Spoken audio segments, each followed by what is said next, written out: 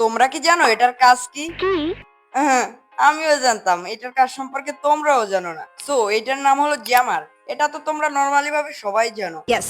আর অনেকেই আছে সারা দিন রাত গেম খেলে কিন্তু এখনো এটার কাজ সম্পর্কে জানে না, যেমন আমার বন্ধু। সঠিক বলেছেন। হালার পালা, বলতো তাইলে এটার কাজ কি? না জানলে এত কথা বলিস কেন, চুপ করে থাক।